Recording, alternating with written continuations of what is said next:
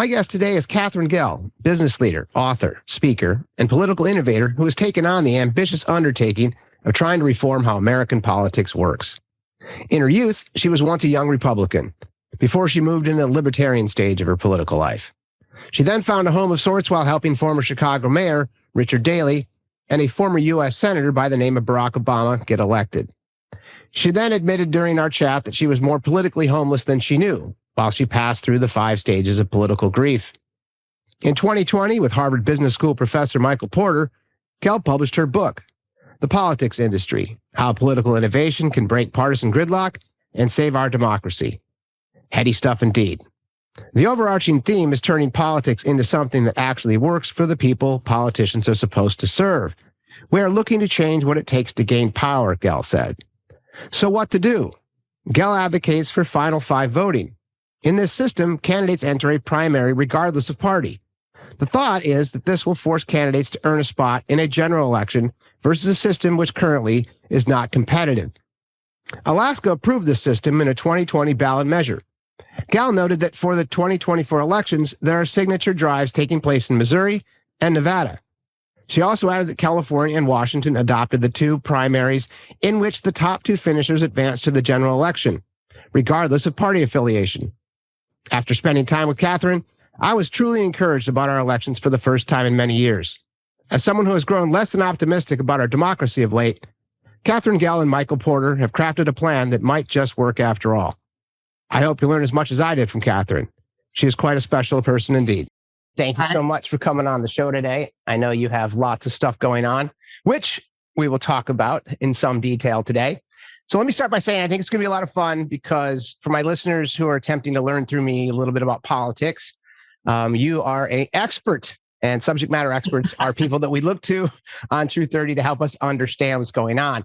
And I think as I explained a little bit as we got on camera, True 30 is doing its best to point out the lunacy of the far right, the minoritarian far right, and the minoritarian far left. We report on those and we kind of make fun of those and have a lot of fun. You, on the other hand, you and Michael Porter's book, which I thought was wonderful, is the exact opposite. You're exploring the dysfunction of our body politic through the systems that are broken and not the people, which I thought was really unique. You also have a very nonpartisan approach, which I thought was clever and way overdue. So I welcome that discussion. And I'm going to open it up a little bit. Oh, actually, I have to mention this too. The fact that you opened up in your introduction with a David Foster Wallace quote, I just have to comment on that because he's my favorite author by a magnitude of order. I don't know if you've read Infinite Jest, but I just can't stop reading that book. And so that was a great thing for me to see. We can talk about him maybe off camera. Mm-hmm. And so, yeah, I really enjoyed how you guys deconstructed our body politics specific to systems. And so there's a couple things that I want to read out for our listeners to kind of give an indication of where you guys come from in your book. In a TED Talk, which by the way was wonderful, you stated that the government is not broken. It's working exactly as it's supposed to. And so that was a cool statement that we can get into. And you talked about this too. This is a book. This book is not about politics. It is not political or partisan. And you were a Democrat who now calls herself a politically homeless centrist independent, which I thought I can relate to that because I am a liberal left-leaning Democrat. Left center, I should say. And Michael is a longtime, your author, Michael Porter. Michael is a lifelong Massachusetts Republican, and it would be neither correct nor helpful to assign blame to one side or another, which I think is fantastic because we're talking about systems here. We're not talking about actual behavior because I think there's plenty of indications there. Well, we're definitely talking about the systems has the effect on actual behavior. Yes, exactly. I mean, the only thing we do care about is the actual behavior, but yeah, right. The underlying system is where we go. So the current rules not only wreak havoc on the jobs of our senators and members of Congress, because they too are prisoners, just much like us. And so what we want to really get into, I want to capture 2 things that I have here in quotes. Those who haven't succumbed to learned helplessness try to do something about it, often double down on their political party, certain that the other side is the problem. And as you mentioned in your TED Talk, Washington is working exactly how it's designed to work, delivering exactly the results it is designed to deliver because it wasn't designed to work for us, for the citizens, the voters, and the public interest. So why don't we dive a little bit into the system itself that is broken. And you kind of broke it down in your TED Talk as bad rule number one, which is the primaries. And I think that might, and you tell me if that's a good place to start, because your book has lots in it that we're never going to get through. Right. Yeah. I'm happy to talk about the primaries, because there's no question that if there's only one thing, that we can address, we're going to have to address the primaries. Yes. We're seeing that today in Pennsylvania. It was on the news this morning. I saw people talking about the 30% rule and how these all things, not only in North Carolina, but Pennsylvania, and all these problems with the primaries, because this is the election in a lot of different parts of our United States. If you win the primary, kind of skate right through to the general. So why don't we talk a little bit about that system and what you guys have deconstructed in your book. Oh, by the way, for anyone who's watching versus listening, this is the book. It's called The Politics Industry by Katherine Gehl and Michael Porter. And it's a fabulous book. I read it twice, as I always do with anyone on the show, but that's exactly what we're going to try and get into today. So again, I'm sorry I interrupted you. Why don't we talk a little bit about the primaries? Yeah, let's start there. I will take you back to a time when I was still in business. I sold my company in order to do this work, but my career was really in business. And when I was still running my company, one of the things I was thinking about doing is having a campaign for businesses in Wisconsin to have primary day off to vote. Because how every once in a while it gets said, oh, we need an election. We need the November election to be a national holiday so everybody can vote. But I wanted to point out, actually, our general election relative to Congress is really a farce. Yeah. Because the decision, as you just said, Joey, has already been made months and months before in the primary, which is crazy. And I didn't talk about it this way in the book, but I am now really trying to highlight this situation for people, that we talk a lot about, this person, this drama, that drama. And then we even talk about the systems. And I have a whole book about the systems, but fundamentally, if we can get it down to one thing about the system, let's think about this for a moment. How crazy is it that in our democracy, when millions of people turn out in November, they are turning out to do something, to cast a vote that makes no difference? That's what's happening, because in over 85% of the elections, that decision was made in the primaries. So their vote is just, an exercise in sort of, their civic duty, perhaps, but not actually exercising the real, true, fulsome right that a vote should be in a democracy. So I want to bring forth that in all of our talk about voting rights, we're missing something really glaring, which is the right for your vote to matter. Yep. To matter in who wins, but also very much to matter in what winners do. And if our votes don't matter in that way, well, it's no wonder that we have sort of low turnout, low participation, because people fundamentally know that they're somewhat wasting their time. So now let's come back to a little bit more detail about the primary. So here's the thing. In red districts, whoever wins the Republican primary is guaranteed to win the general. In blue districts, whoever wins the Democratic primary will win the general. And that is a problem because of who wins. But the most important thing for us to realize is that is a problem for then what the winners do. Because even though we think that the two sides that vote in these party primaries could not be more different than one another, they're actually almost identical in one particular way, which is that the 10% of voters who participate in these determinative party primaries are defined more than any other single characteristic by how much they hate the other side. Correct. So they send the people they elect to Washington, D.C. with a set of instructions, essentially. And that instruction that they give to the people elected in this system is, whatever you do when you get to Washington, D.C., do not reach across the aisle, do not work with the other side, do not find consensus, do not negotiate, do not make a deal, do not find an innovative way forward if it requires us to give up one little tiny thing of what we, might have wanted.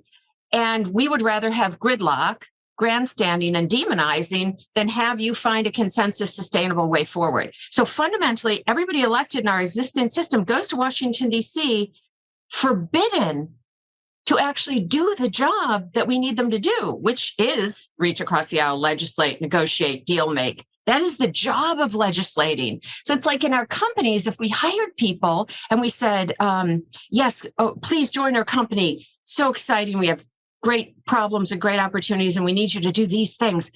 And then, by the way, if you do those things really well, then in 2 years, we're going to fire you. Right. There's a small subset of people who are going to kick you out of this job if you do it really well. And that is exactly how our system is set up. It is so crazy. It is. It's the old adage of politics is the art of the possible, right? And now it's you need to have allegiance to the tribe or we will be primaried, which is another thing. When you actually have a verb associated with an election, that's an issue, right? And we've changed fundamentally, and our politics, which was historically polarized, but kind of more in show than reality. So if you look at the old Ronald Reagan, Tip O'Neill days, where everyone lived in DC and they had dinners together, and maybe they did have some cantankerous discussions online to prove to their base that, hey, I'm here fighting for you. But then they were at dinner, they're like, so Ronnie, is there any way we can get this thing pushed through? Well, you know what, Tip, I think we can figure that out, right? So it was like they actually got stuff done, right? And that was the neat thing. What you're talking to now is no matter where you sit politically.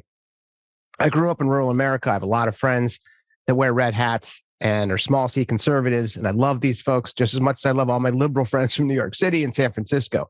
But that isn't what's going on in our culture today. What's going on in our culture today is this mass divide.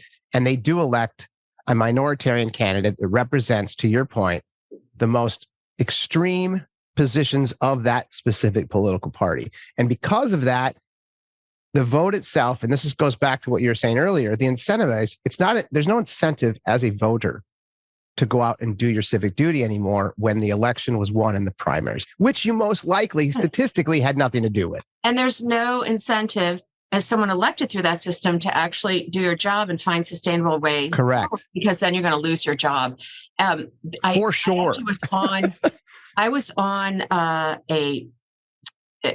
like a Zoom event this morning, listening to a presentation from author John Haidt. And he's a social psychologist. Oh, yeah. Amazing. And he talked about a new term. I don't know if it's been used before. It's the first time I've heard about it. Structural stupidity. That's good. I'm just blown away by this term, like the same way that certain terms were enlightening to me as I started to work with them, like political industrial complex says a lot about the problems in our political system. And structural stupidity is not just a condition of what's happening in our political system, but a condition of what's happening in a lot of institutions where the way the incentives are now set up and the way these institutions are working really creates that. And you have a hard time, doing something else. But so we should remember that term. The other thing that I do want to bring up, though, because you mentioned about the country being so divided. I think you and I know, and I will say this to your listeners, even if they don't know this fact, that it might resonate with them inherently. 67% of the country constitutes, according to researchers, what they call an exhausted majority. Yep. So it is really not that the whole country is so divided. It is that the only people whose votes matter in party primaries are so divided, and then the rest of us are that exhausted majority. And what we want to do in altering the system to change the outcomes the system delivered is to re-empower that 67% that is the exhausted majority, to essentially re-enfranchise them, to make general election votes matter again, which, by the way, doesn't mean that anybody who might be on a more extreme part of this one-dimensional line that we have on our politics, they still have an equal vote. Mm-hmm. They don't have no vote then. They just don't have veto power. Correct. That's where we need to go. Yeah, no, I read your article with Dr. Jonathan Haidt, and as I already gushed about with my hands, I've studied that man specifically because of his first book is The Righteous Mind, Why Good People Are Divided by Religion and Politics. And that book actually helped me more than any other specific book as to what's going on in our body politic. And Sean, our mutual friend who introduced us, we come from the ad biz. And so in the ad biz, we understand what Dr. Haidt was talking about specifically, and I'm breaking it down in a Reader's Digest version. But he said that liberals look through everything through two lenses. It's harm and fairness. And people on the right look through two lenses, which are sanctity and order. And if you look at personality traits, there's the big 5 personality traits, and marketers use them to sell things. Our body politic does the same thing. And that's what he was talking about. And the fact that he broke it down that way and then talked specifically what you're talking about, which is the minoritarian parties of 10, he says 8% on both sides. And those are the most vocal and the most outrageous. And that's kind of where we are today. And the neat thing about this book, because as someone who is a political wonk and attempting to truly understand more so through emotion than systems, that's why your book was so profound for me, because it's not overly complicated. It really isn't. Now, it's specifically how do you get it done? Obviously, it's going to be much more complicated. But the brass tacks of what you guys are talking about, you guys being you and Michael Porter in this book, is the system itself is broken because the current system we have today was made for what we have. So it worked. And for us to actually get to, like, I guess maybe you want to jump to the primary piece, whether you want to get to the voting, or I don't know exactly how best to break it down. You have the 5 forces in here. Is that something you want to talk about? Because that kind of gets to the rivals and the buyers and those pieces. Or how best do you want to break it down? Because I'm just learning your system. I love the analysis. I mean, I wrote this whole book about it, and before that a report, but I am finding that people are super hungry for the solution. So out of that analysis, I tell your listeners 2 things. One, read the book if you want to understand really the theoretical basis of the solution that we will soon talk about. But the second thing I will say is there's one point from that analysis that is worth bringing up for everybody here. Fundamentally, in my book and my work, I fault our political system as being a uniquely anti-competitive system where we do not get the benefits in politics that we get from healthy competition in other industries. So think of competition in free markets as delivering results, innovation, and accountability. That's all part of that system. And we have none of that in our politics. And here is a key reason why. Let me compare something for a moment. Think about any other industry other than politics. If you had a thriving industry, like lots of money and power, et cetera, in that industry, and 90% customer dissatisfaction, and only 2 competitors, then some entrepreneur would see this extraordinary business opportunity and they would come in to create a new competitor responding to what customers want. So why doesn't that happen in our politics? Because it never does. Yes. Well, because 2 reasons. One, it turns out that our parties actually work very, very well together in one particular way, and that is behind the scenes to rig the rules of the game to protect themselves jointly from new competition. And 2, because we have an inherent problem in the way we run our elections that forces us to a 2-party system. We've sort of learned as we've been growing up that we have a 2-party system, but we haven't asked ourselves why we have one. Right. I mean, it's not in the Constitution. Although one of my girlfriends did say to me once, she said, "Oh, I thought Democrats and Republicans were in the Constitution." So, because that's how much they are a part of our lives, but it's not. And the fact that the way we vote creates this 2-party system is itself the biggest barrier to entry, the biggest impediment of new competitors coming in. And if we don't have any new competition, then the current 2 competitors never actually have to solve our problems or be held accountable for that, because no matter how disappointed you are, you still likely prefer what, quote, your side says therefore than what the one other side says therefore. So if we want to see a change in our system, there has to be competitive pressure put on these parties, which is different than saying that 3 parties is the right number or 4 parties or 5 parties. I actually don't care how many parties we have. I care that the current 2 are no longer guaranteed to be the only 2, regardless of what they do or don't get done on behalf of the consumer.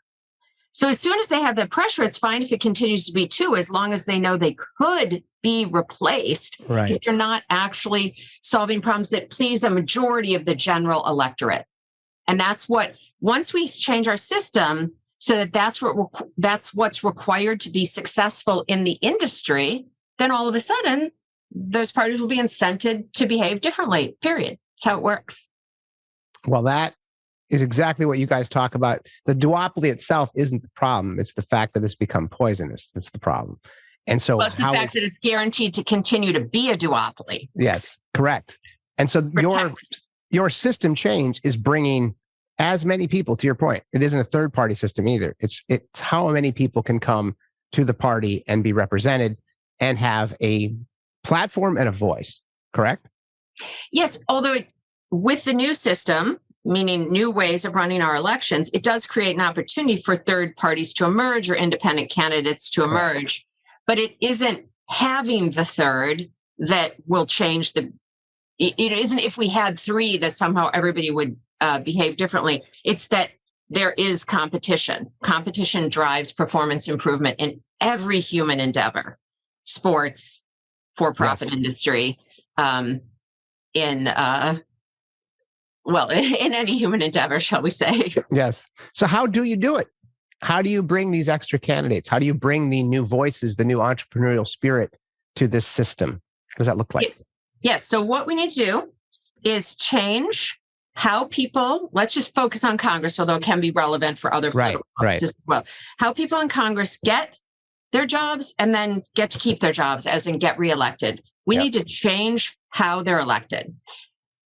The name for the change is called Final Five voting, and that is an umbrella name for 2 changes to our election system. Let me take you through them. The first is, in the primaries, we're going to get rid of party primaries. No more Democratic primary and Republican primary, where just 1D and 1R advance to the general election and where the decision was already made. Instead, we are going to have just one primary ballot. Everybody running is on the same ballot, regardless of their party, and all voters get to participate regardless of their, party registration or not. So you see all the candidates, you pick your favorite, then the polls close, we count all the votes, and this time the top 5 finishers will advance to the general election. So again, not just 1D, 1R. In fact, in, let's say, a Republican district, you could easily have 3 or 4 Republicans advancing. Or you could have, 2 Democrats, 2 Republicans, and an independent, or any person from a new party. So that's what we do in the first change. Is there any limitation on how many people can run? So that depends on the state. So the states make all their own rules about the elections, and different states have higher barriers to how you would get on that primary election ballot. So like in Alaska right now, which already has this system, we should talk about that. Yes. They have 48 candidates running in their first primary under this system, because all they require there is a filing fee. I think it might be only like $150. Okay. So it's easy to get on the ballot. So they have 48 candidates, and out of that, 4 of them, because Alaska has an earlier version of my system where it was top 4 primary, 4 of them will advance to the general election. Okay, so now we go to change number 2. And that is that now in the general election, you're going to have these 5 candidates, or in Alaska's case, 4 candidates. And we need to figure out who's going to win, which is not quite as simple as you might think, because here's what we want to consider. Now that we get these benefits of competition between 5 diverse viewpoints and candidacies and visions and ideas, we wouldn't want to accidentally elect one of those 5 with, let's say, 21% of the vote, which could happen if the vote split relatively equally 5 ways. That would be a problem. Yep. So we need to find out which of these candidates has the greatest support from the greatest number of voters. And to do that in the simplest way, we use what's called instant runoff voting. So in this case, the voter goes to the booth. So Joey, you go to the booth, you see these 5 candidates and you say, oh yes, of these 5, I want, let's think of, well, you and I have a mutual friend, Sean Riegsecker. We'll just use his name here. I want Sean. He's my favorite. He's my first choice. And then if I can't have Sean, I'll take, this other person, Amy, all the way down to my 5th choice, that Katherine Gehl over my dead body. Do I want her? Because she's my last choice. And you just rank them. And we're used to doing this, like, hey, I want chocolate ice cream, but if they're out of chocolate, I'll take vanilla, and otherwise I'll take strawberry. It's super easy for people to do.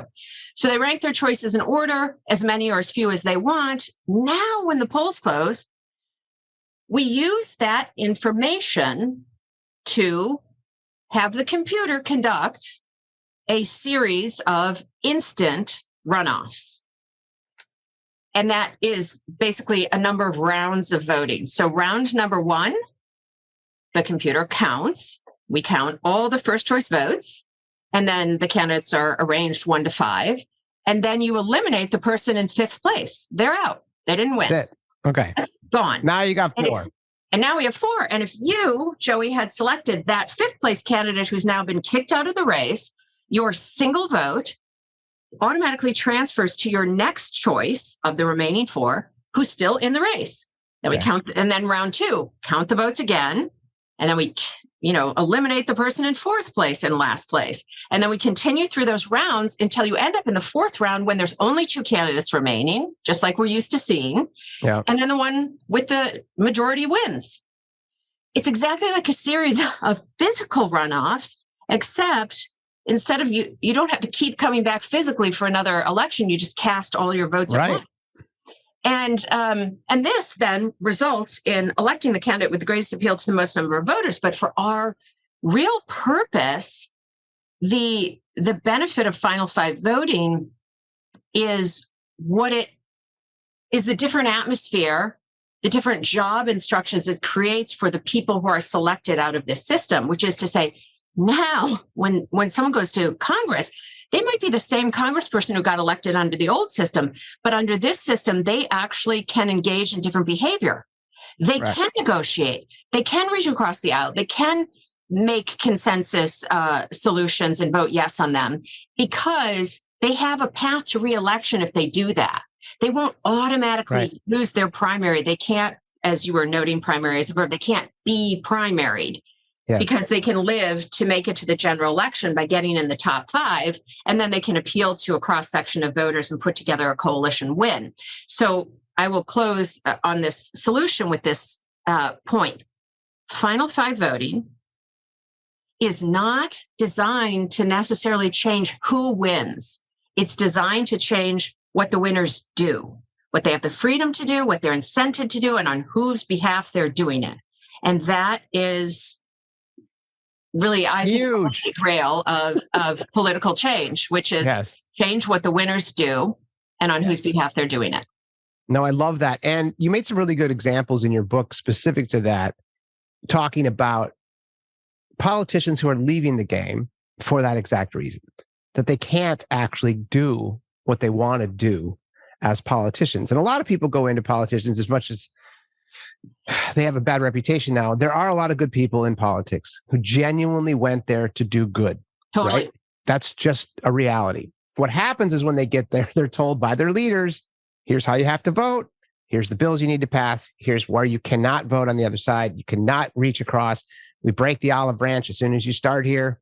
We're done. Right? So it's like, okay. And that to me was profound because that is what we're seeing numerous, both Republicans and Democrats leaving Congress today, all voicing the same thing.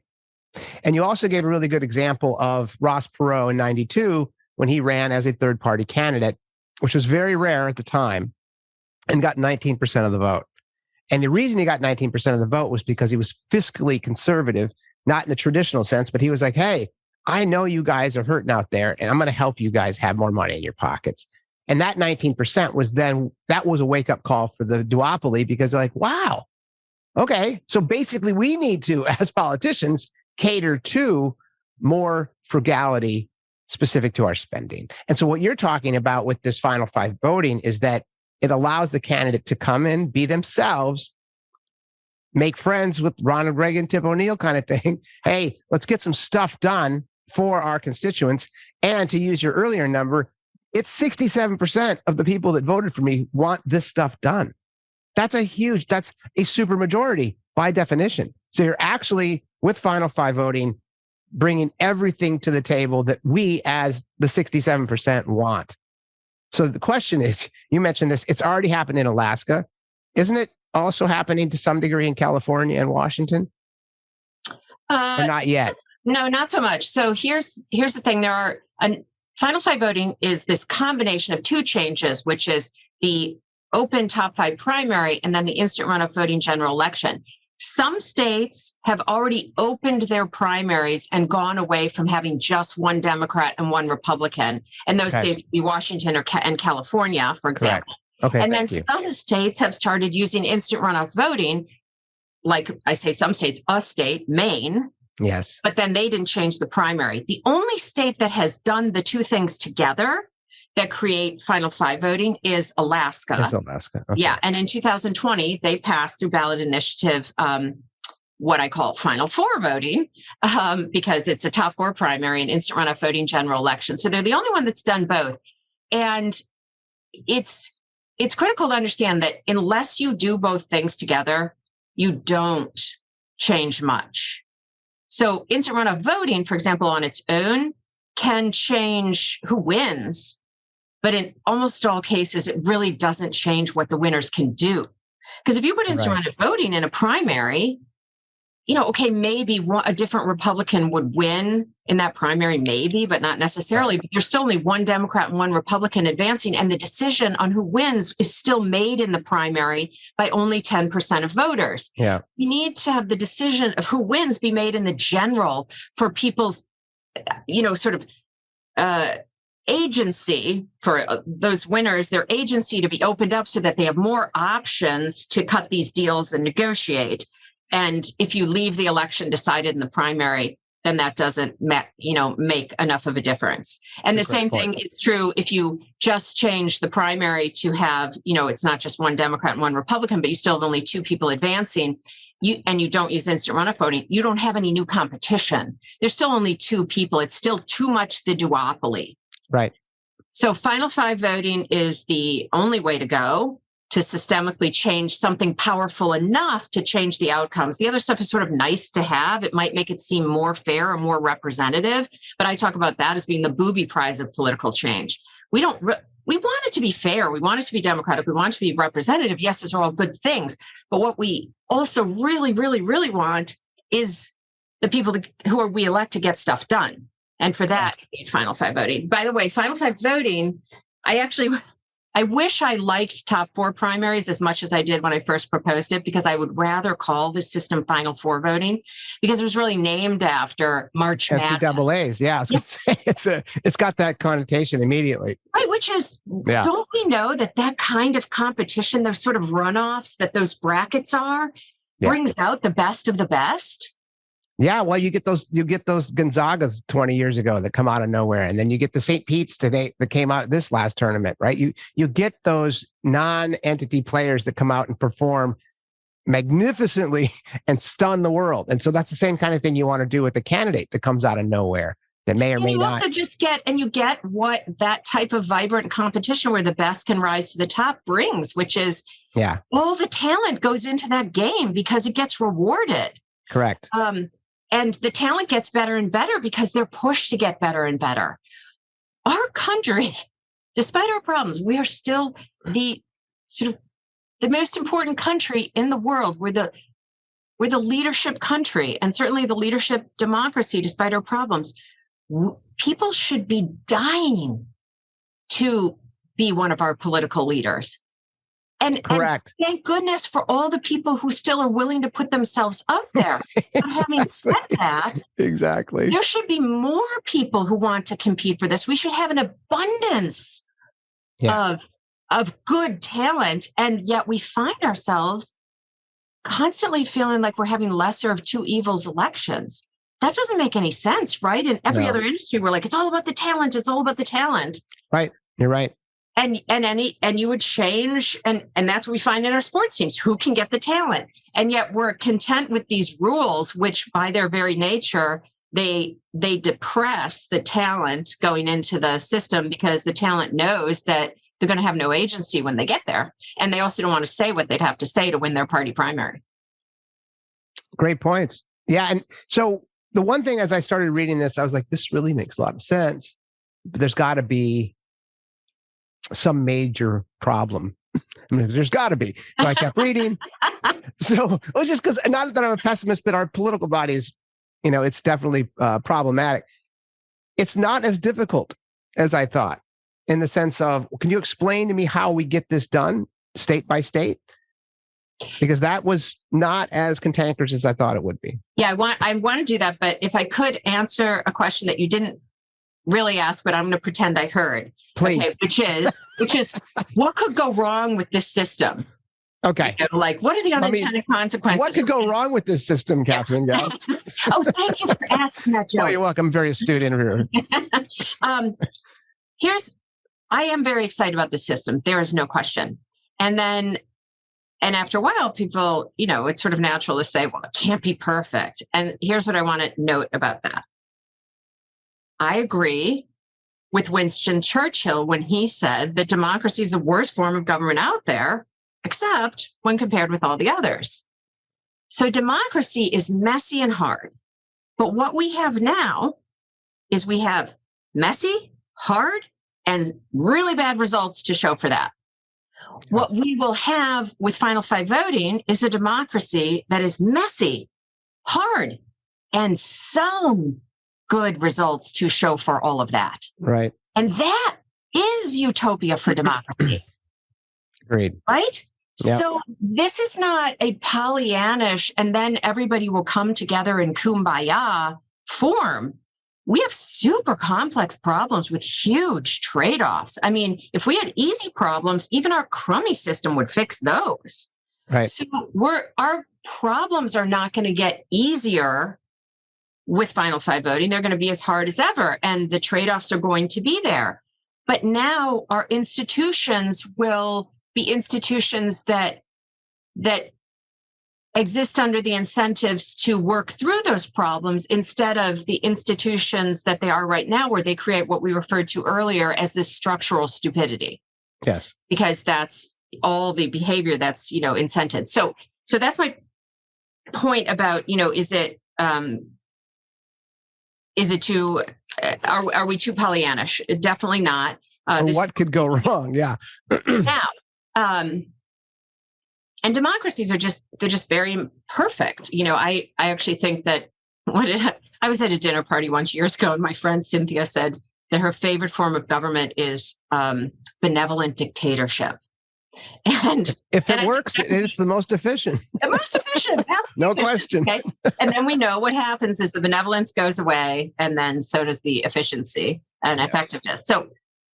So if we want the democracy, we want this healthy competition, the best of the best competition to solve our problems. That's what Final Five gives us. Now, the next question, which you're getting at, is how do we get it done?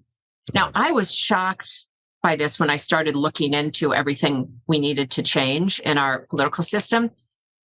Turns out that, well, let's think about it this way. So, a lot of times we use 4 quadrants and things. Like my co-author was Michael Porter in Harvard Business School. They constantly have 4 quadrants, okay? And you categorize things in one of these quadrants. So let's think about it this way. If you have a vertical axis that is how powerful something is, and then you have a horizontal axis, which is how achievable something is, and you want to say, where is any particular political reform in this on these axes? Turns out that Final Five voting is basically up here in the upper Top right box. quadrant, right? It's super powerful and it's super achievable. Yes. Because other things people spend all their time on, they spend their time on campaign finance reform. They spend their time on term limits. They spend their time on proportional representation and electoral college gerrymandering. Yes. And gerrymandering. Yeah. Okay. A bunch of those need constitutional amendments. you and I, we look very young. I just want to say that today. But we are going to be dead. Okay, we're going to be dead before we get a constitutional amendment on any of those things. Oh my God, yes. This is not happening. Right. So it's not happening. So we might like them. We might dream of what they would do, but we're not going to get them. So achievability is, I don't know what I can say on podcasts, but you can say anything on my show. Ruthless metric, okay? Which means that a ton of things you can't do, like proportional representation. Congress has to change a law to get proportional representation. I actually don't like proportional representation, but I don't even bother debating whether it's a good idea or not because it ain't going to happen. Right. So turns out very few things are actually achievable. And then out of those things that are achievable, what's powerful? So something that's achievable could actually be, for example, a national day off for the general election so that everybody can vote. But that wouldn't be powerful. And if you left the existing system, because they'd go and they would cast their votes that don't matter. Right. So how would that help anything? Powerful and achievable is what we want. And here's why Final Five voting is achievable, because for their viewers who are viewing, I will hold up this pocket constitution. It is tiny. Okay. And in here in Article 1, it gives all the power over the rules of elections to each state individually, which means that every state can switch from their current election system to a Final Five voting system on their own. They don't need the say-so of Congress, and they don't need the say-so of any other states. And in half the states, they don't even need the say-so of their existing legislature. So that's how Alaska got it done in 2020. They had a ballot initiative. So people know about this from California, where you are, where they're always having Proposition 5. Oh, yeah. 13. And the citizens go in and vote. And so in all of those states and half the states, you can put a ballot initiative on that says, do you want Final Five voting? Yes or no. And if, 50% plus one of people want it, then it goes into effect. And that's how they did it in Alaska. And that's how, and we're going to see one or two ballot initiatives on the ballot this November of 2022. I should note also that in Alaska, it cost $6.2 million to win that ballot initiative. Okay, now that's extraordinary. The country spent, the total amount of money spent in those two Georgia Senate races in January of 2021 was almost $1 billion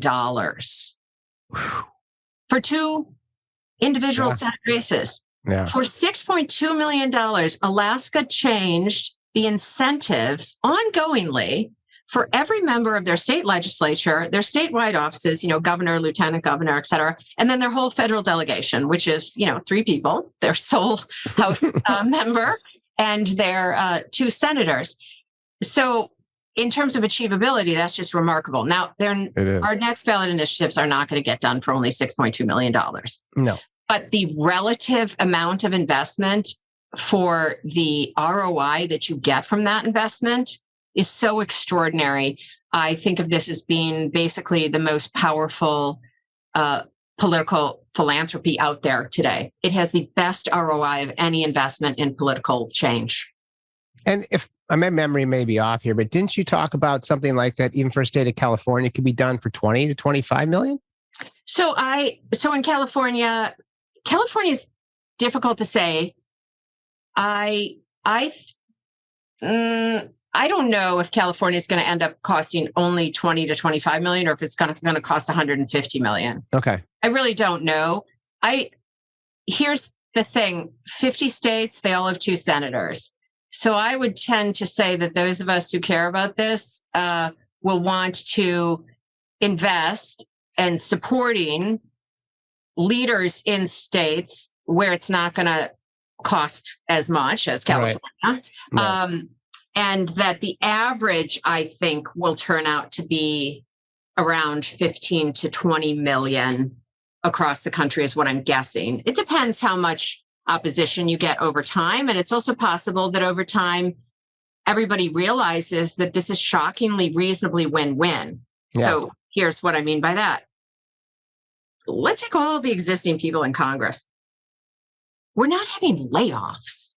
Okay, we're not getting rid of positions. There's the same number of jobs, right? So you can run and you can win under this system. And then if you run and win under this system, you can actually do things because you will not be a prisoner of just 10% of your people. You will have better job satisfaction. You'll get more things done. And assuming that's what you went into politics for, it will be more rewarding and you have more agency. You don't just you can't be under the thumb of special interests or your party leadership in the same way because they can't take you out in a primary. So you're a lot more powerful on your own. And by the way, you're a lot more powerful on behalf of your state. And then the second thing is that the parties can actually thrive under a healthy competitive system because they'll have every incentive to grow and have power. In fact, there'll be probably more money in campaigns, not less money in campaigns. But because now votes will be more important than money, it doesn't really matter the absolute amount of money. What matters is if money's more important than votes. And now it will be the other way around. So I don't know if over time we might get the first number of states done.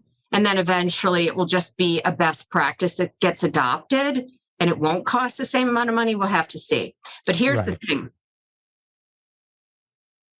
The other reason why this is powerful and achievable, Final Five voting, is that the sweet spot of powerful and achievable is because we make an incredible difference in the country, even if we only change 5 states. Here's why.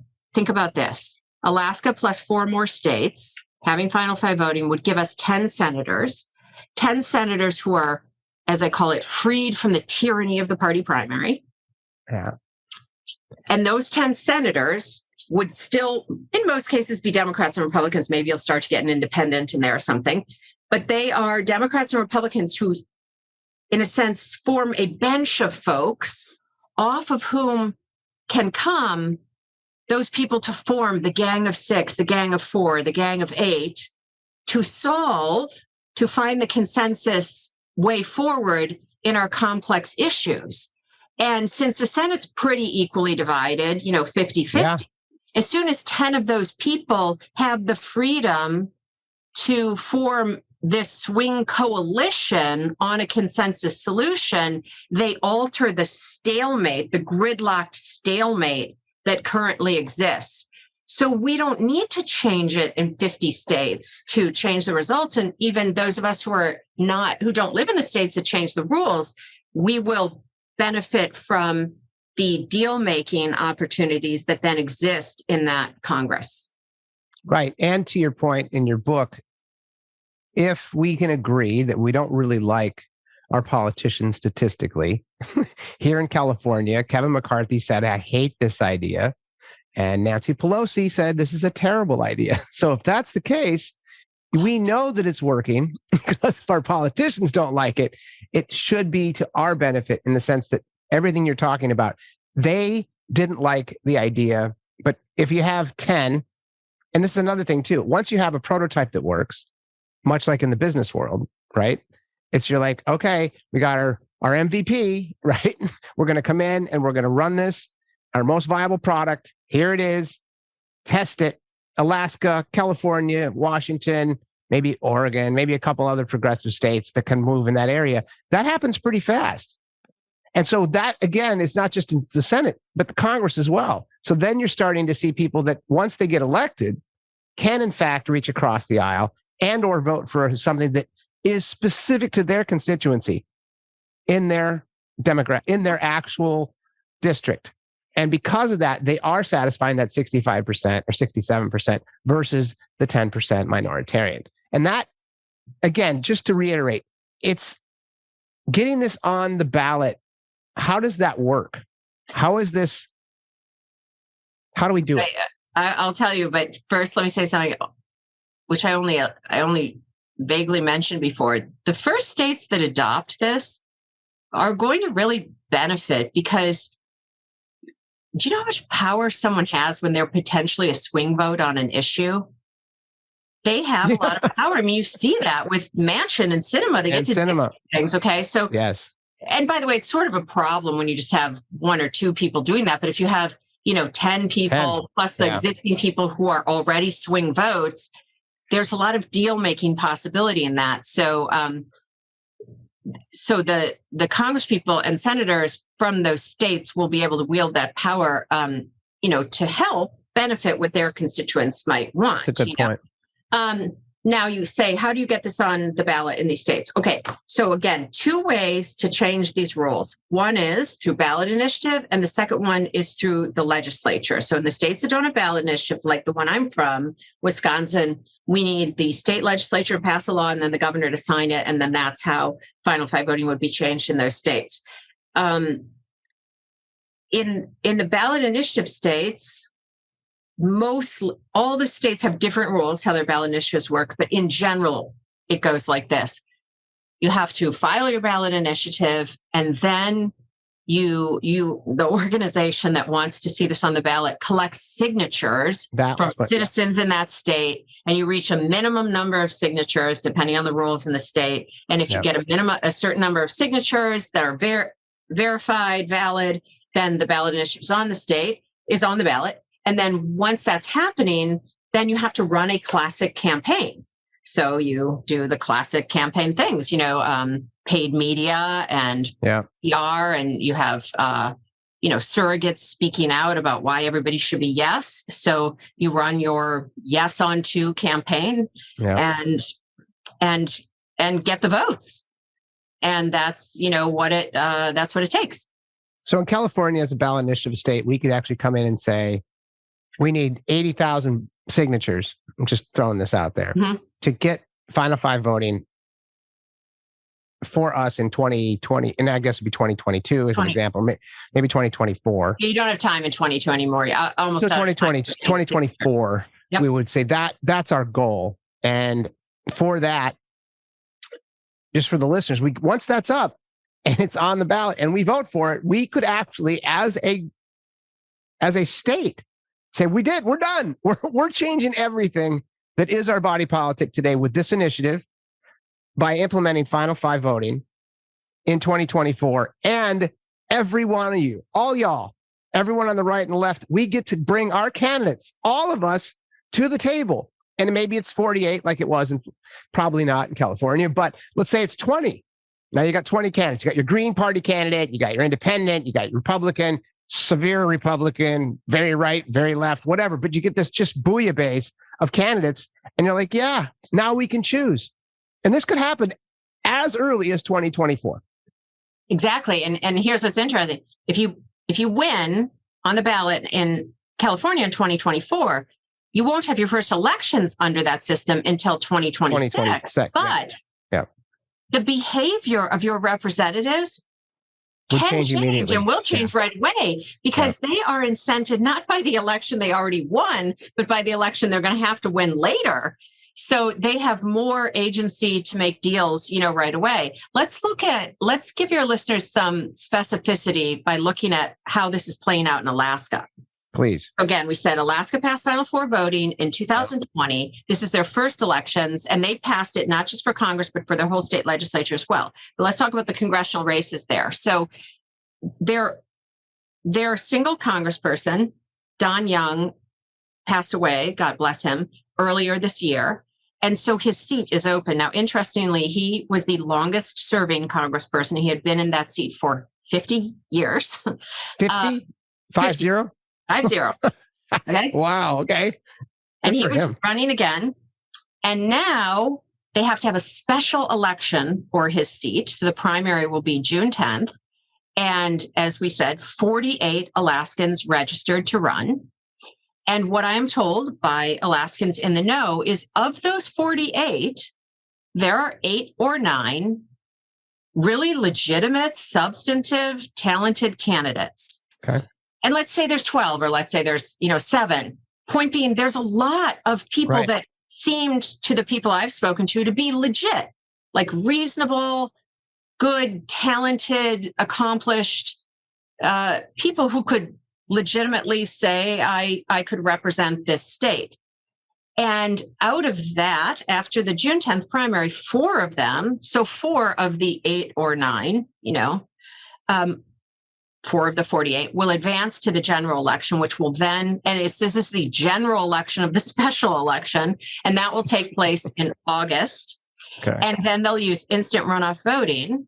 So of those four, the one with the greatest appeal to the most number of voters will advance. And by the way, this will be crazy.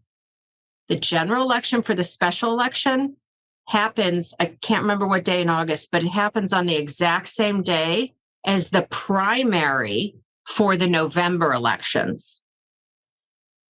Wow. Yeah. So this special election, whoever wins that in August is only going to serve until, the next one. Until the next one. And then they have to win again in November. Wow, that poor person. Right. Yes. Or they might serve for 2 months and then someone else, someone different. But I think what's really great is we can say, look, it is not, here's the thing we know about this. It is not going to be a lesser of two evils general election. They're going to have four. Yeah. And we're going to run a customer satisfaction, survey to see if the customers find this process so much more satisfying because they see, people that they would like to vote for, and there should be a serious debate, et cetera.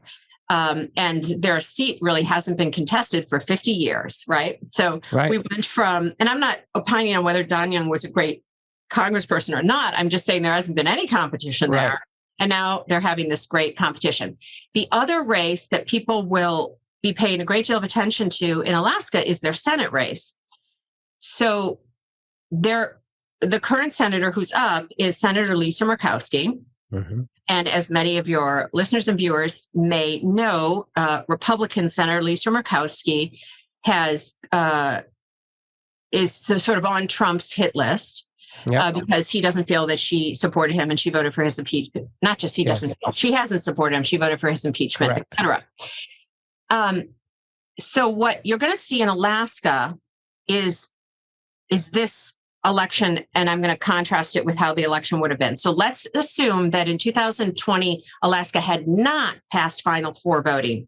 What would have happened is if Lisa Murkowski had still decided to vote for impeachment, and then wanted to run again, basically she would not have been able to win the Republican primary because the Republicans who turn out in that primary would pretty much for sure have elected Kelly Tshibaka, who is the Trump-supported challenger to Lisa Murkowski, and she is the one who would have won the Republican primary and then gone on to the general election in November, already guaranteed to win because it is a red state.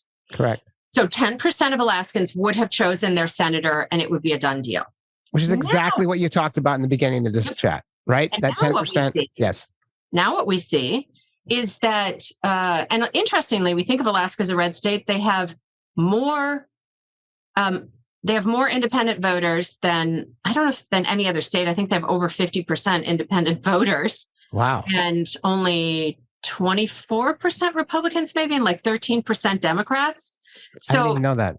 Right. But we don't even know because independents have no voice, and they might be right-leaning independents. But point being, they haven't been able to participate because they're not even allowed to vote in the primary. Right. So it's only been this small slice of Alaskans that has controlled, everything. So now what's going to happen is that Kelly Tshibaka is running and is endorsed by Trump. And then Senator Lisa Murkowski is running. There's a Democrat running whose name I've just forgotten. And then a few other people. Okay.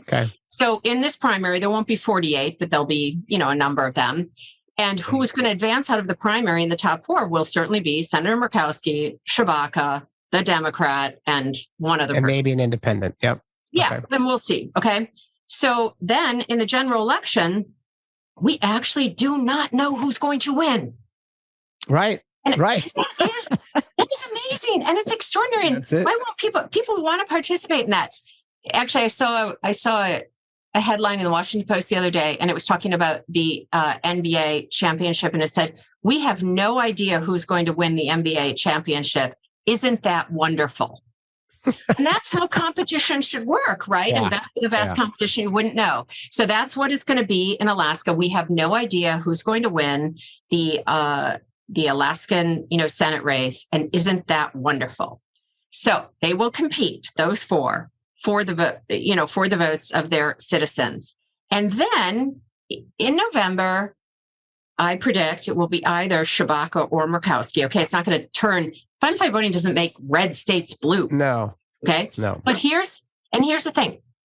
It could be Kelly Shabaka. This is not a protect Lisa Murkowski bill. This is not that only elects moderates. What we know is if a majority of Alaskans would like to support and vote for Trump's supported challenger to Murkowski, then that's who will win. If that's what the majority wants in the general election, that is who will win, and that's who should win.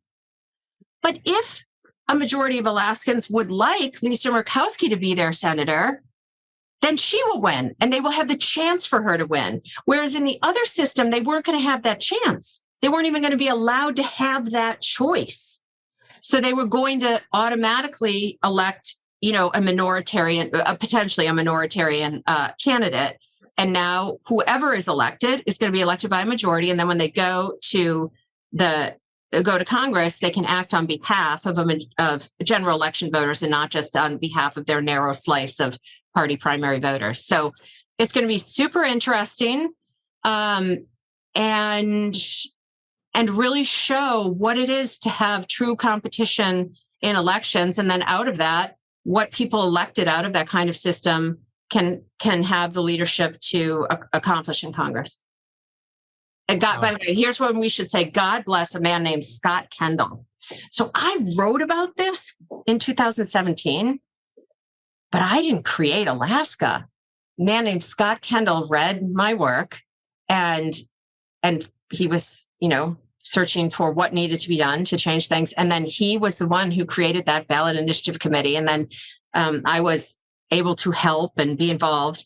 But it was him and multiple other, amazing Alaskans, of course, who then got that over the finish line. And they have really shown what's possible. So God bless Scott Kendall, I like to say. That's incredible. And that started in 2017. This is another thing, too, that I wanted to get to is that as someone who studies politics, I wasn't aware of this at all. And I don't, how does this become more of a mainstream discussion? And obviously you're doing your best with your political nonprofit, but like, how does this, because that's 2020, it happened. Alaska has final five voting.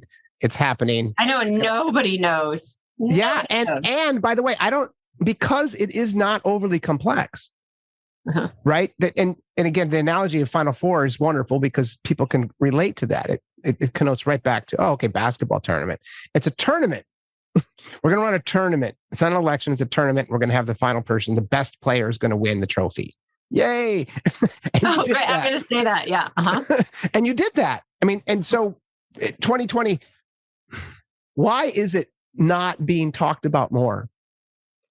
That's the thing it's not in anything I've read up until, till Sean introduced me to you. And then I read this, and this is why it was such a neat awakening, because I think a lot of people like myself who are exhausted by our politics, specifically the venom that goes back and forth and the lack of any actual accomplishments or legislations or anything that needs, and we need it today more than ever.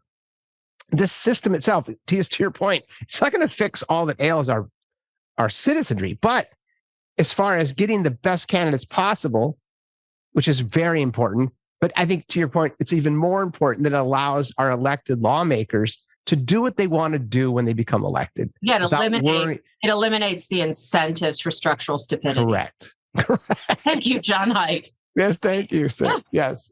No, that's fantastic. So why haven't we heard of it? It was a new idea.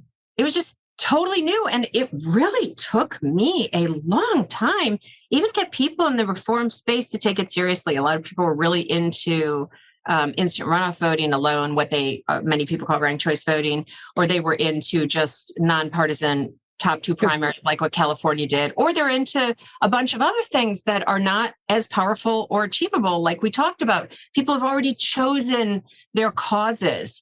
And this was just invisible to people. I talk about this work sometimes as being like the emperor has no clothes work, which is we first have to say, no, you're never going to get there from here with this existing system. Right. You aren't going to be able to have the change candidate that fixes it because they're under the same incentives, as every other player. And so there's got to be a tipping point, and there will be that tipping point. So nobody's heard of it, but a lot more nobodies have heard of it now than had heard of it, 6 months ago or a year ago. Oh, it is new. And we'll definitely hear about it then when Murkowski and Shabaka are facing off, because it's possible, right, that race, gets an enormous amount of attention, because all these races where the Trump part of the Republican Party is competing against another part of the Republican Party are getting a lot of attention. And so when people talk about that system, it will get more attention. But essentially in the democracy, it requires individuals to take action. So I think this would be, I'll try to use another sports analogy. We had, just shows my age, be like Mike. Okay, Michael Jordan. We need be like Scott Kendall. Yeah. Be like Scott, which means if you like this, seriously, lobby for it. I'm talking to you, whoever is the you that is listening or watching. Yeah. You need to found Final Five voting Ohio, Final Five voting California. Final Five voting. This is how it starts. That really is the democracy.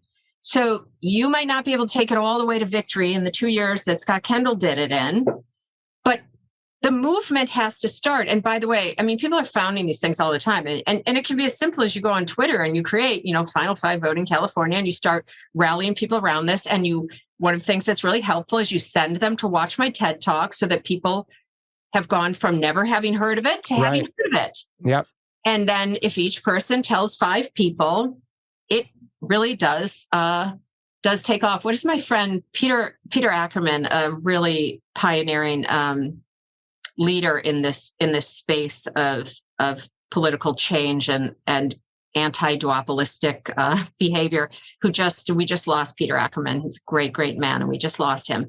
But he would always tell me that, that there are these stages of ideas, and I'm going to see if I can remember what it was. The first one was like, that's the stupidest idea I've ever heard. And then the second one is, yeah, that's a good idea. It would be okay. And the third is, I'm going to really have to remember what he said. It's way better when he said it. That really was bad when I just did. But it ends up something like, oh yeah, I knew it all along. Right. Like that's where it ends up. It's like the Herman Miller chairs. I don't know if you ever watched that saga. Do you remember how popular those Herman Miller chairs were? They're like the perfect aerobatic. Right. In the tech during the .com, had those chairs. Everyone had that. So in user testing, ugliest chairs I've ever seen. Chair. Yes, Aeron chair. Ugliest chair I've ever seen. No one will ever buy it. It's a piece of shit. It'll never work. Best selling chair ever. But so, and another thing too that might happen. This probably won't, but what if it did? What if an independent candidate won in Alaska? People would say, oh, how did that happen? Right? Because to your point, if the demographic is 50% independent and there's a genuinely strong independent candidate in Alaska that could either take some of the votes, or even if they do a Perot and this independent candidate gets 19% of the vote, people are going to be like, wow, Alaska's forever changed because of Final Five voting. Forever. So your idea is the Tesla of politics, right? It comes in and it just reinvents what a car looks like. It reinvents what an electric car looks like. That's the difference. That is to me why I was so struck by this book and this system change, because as someone who's become a bit of a nihilist with our politics, I was like, yeah, this actually works. And that was where I was trying to get to earlier. It's like, what's wrong? What am I missing? How is this doing? And to your point, if we can get it on the ballot, if we can get 4 states, 5 states to actually have this in the next, say, 4 to 6 years, that will change, because then other states will be like, no, I like that too. I want to be able to vote for a Green Party candidate or an independent candidate or Bob from the local general store because he's a good dude, and I think he'll represent our district better than this knucklehead that we elected the last 4 elections. More choice, more voice, better results. Wow. Well, you did a great job, but I'm way over. Can I just say, oh my God, thank you. The Tesla of politics. I mean, that's really great. If you could spread that along, it would be super helpful. It's the first thing that popped into my head because it was, if you remember what electric cars looked like before Elon Musk, right? They had it was a weird looking car that covered the back wheels for some reason. They had no horsepower. There was no performance. They were just shitty cars. So it was like, yeah, electric cars are shitty.